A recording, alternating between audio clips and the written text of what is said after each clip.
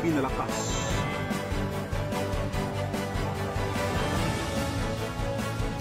Mas pinalawak.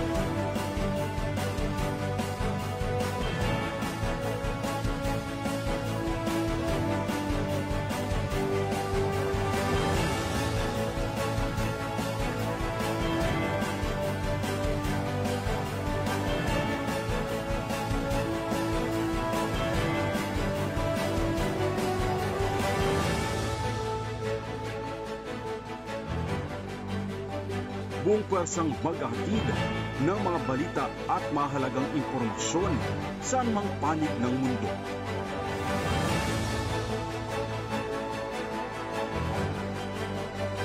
EuroTV News. Sumasaludo sa bawat Pilipino.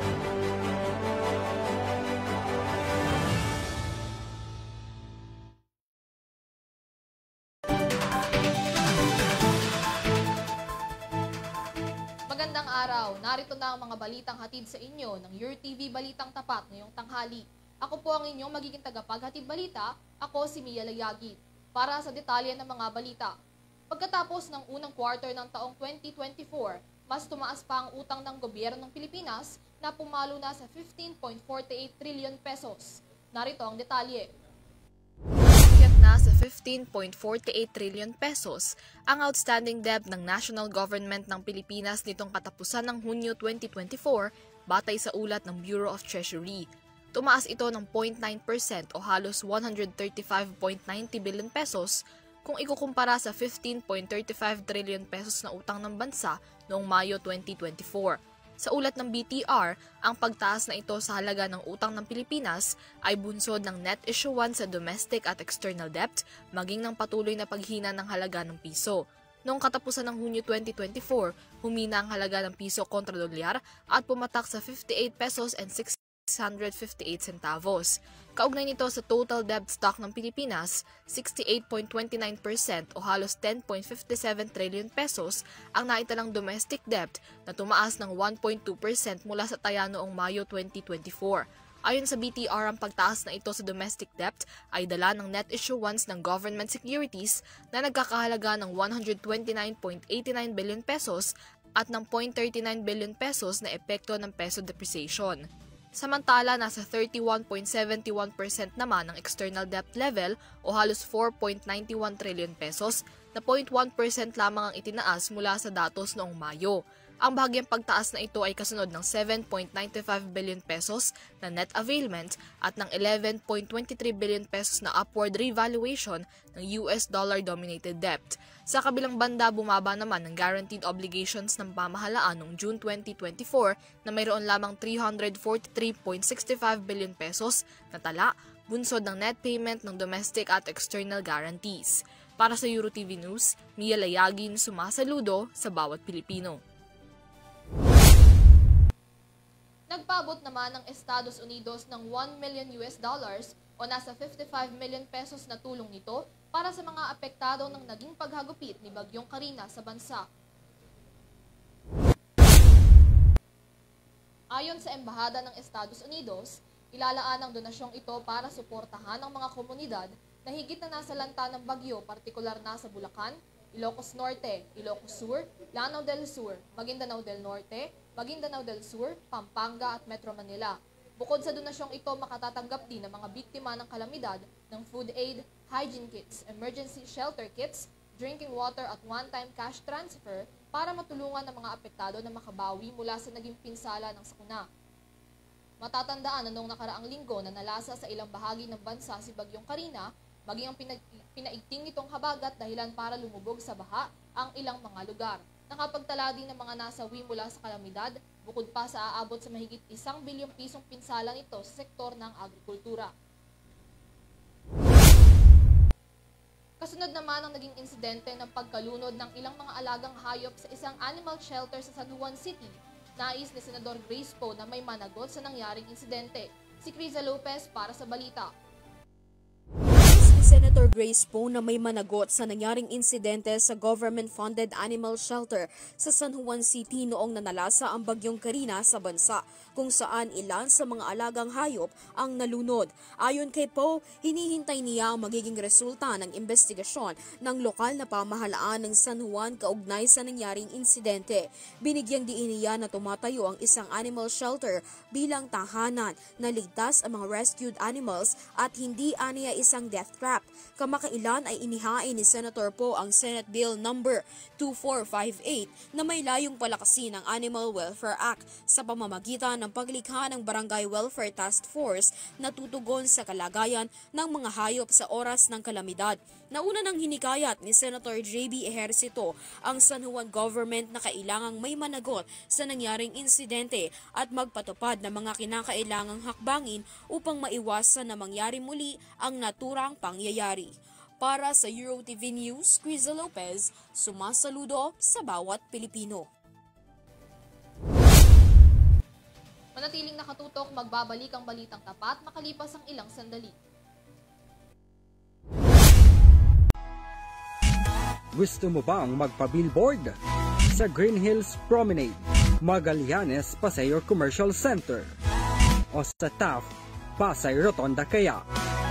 Sagot yan ng Modero Talent Management Services and Advertising Company by Jovil Joy Modero Reyes. Sa mga nais magpa-billboard, bisitahin lamang ang numerong nasa inyong screen.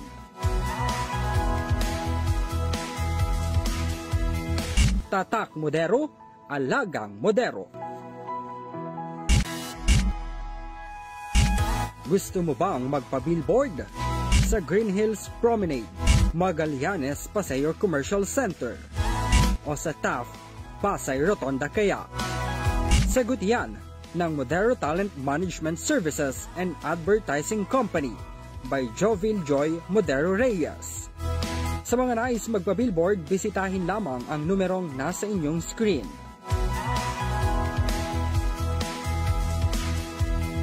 Tatak Modero, Alagang Modero.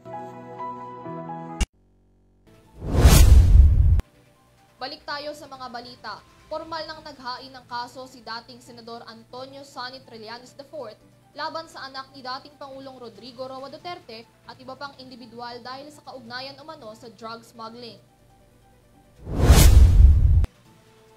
Sa complaint affidavit na isinampa ni Trillanes sa Department of Justice, naghain ito ng drug smuggling case laban sa 10 individual na miyembro ng Davao Group na sangkot umano sa 6.4 billion pesos shabu shipment na nasa batong 2017.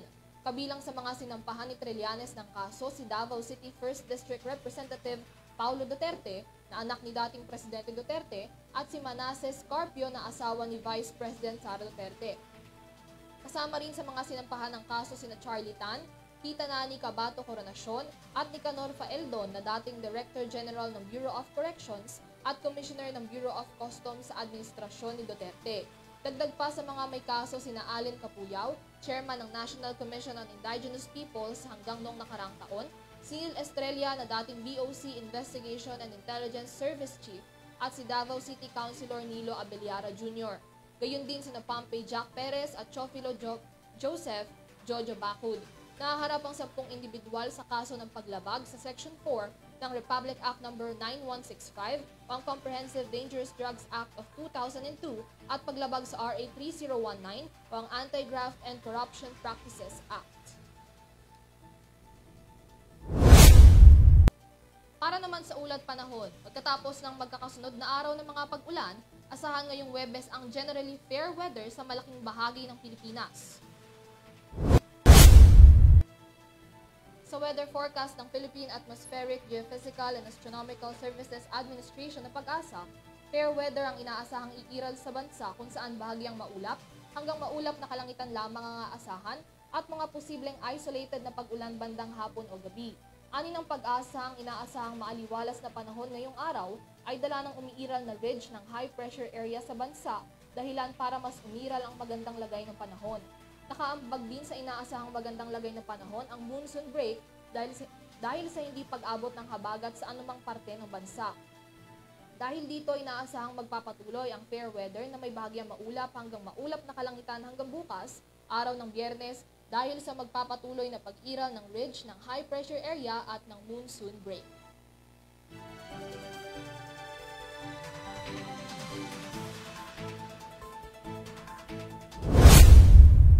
Dumako naman tayo sa balitang sports. Alamin ang pinakahuling balita sa mga pambato ng Pilipinas sa Paris Olympics sa balitang sports na ito.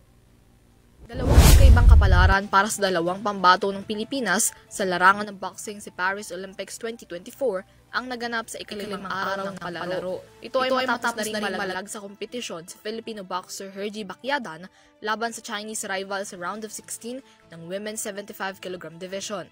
Hindi umubra ang mga suntok ni Bacquiadan sa kanyang Olympic debut kontra sa katunggali na two-time Olympic medalist at mas mahigit ng karanasan sa larangan. Si Bacquiadan ang ikalawang Filipino athlete sa boxing delegation na laglag na sa kompetisyon kasunod ni Tokyo Olympics bronze medalist Yumir Marshall. Sa kabila nito, tuloy naman ang laban ng isa pang Pinoy boxer na si Carlo Paalam sa Olympics, makaraang maipanalo ang match kontra Ireland player. Sa round of 16 ng men's boxing 57 kg division nitong Miyerkules ng gabi, tagumpay na naselyuhan ni Paalam ang ticket patungong quarterfinals matapos kubrahin ng panalo kontra sa katunggali. Si Paalam na silver medalist sa Tokyo Games 2021 ay nakatakdang sumabak sa quarterfinals match sa Sabado kung saan sakaling manalo roon aabante pa siya muli para sa mas mataas na tsansa na makasungkit ng medalya. Samantala, bigo namang masungkit ni gymnastics world champion Carlos Yulo ang unang medalya sana ng Pilipinas mula sa kompetisyon. Sa kabila nito, nagtapos si Yulo bilang 12 overall sa all-around gymnastics event at naghahanda na para sa dalawa pang final rounds na kanyang lalabanan sa pag-asang makakakuha ng medalya sa floor exercise at vault events. Sa ibang banda, magpapatuloy ang laban ng mga atleta ng Pilipinas sa Olympics sa Biyernes. Para sa EuroTV News, Mia Layagin sumasaludo sa bawat Pilipino.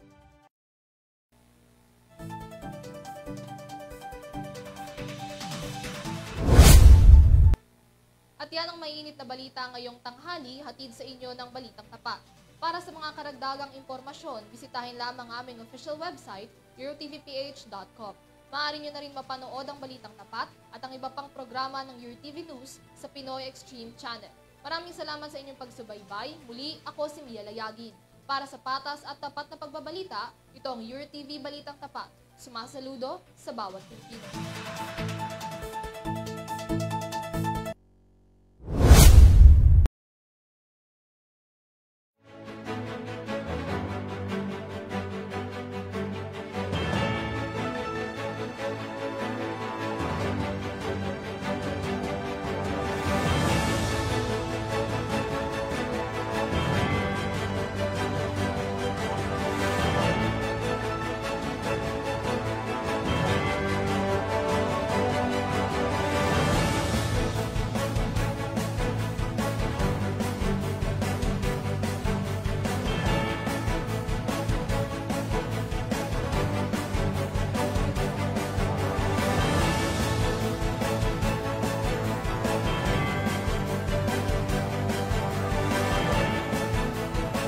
Mas pinalakas,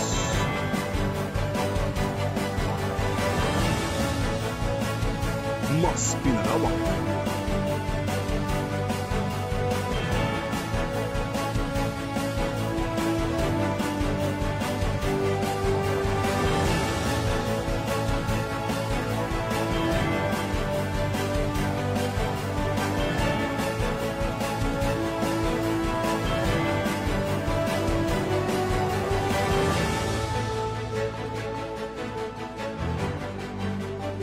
buong pwersang maghahatid ng mga balita at mahalagang impormasyon saan mang panig ng mundo.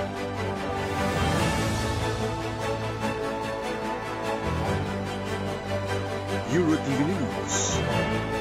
Sumasaludo sa bawat Pilipino.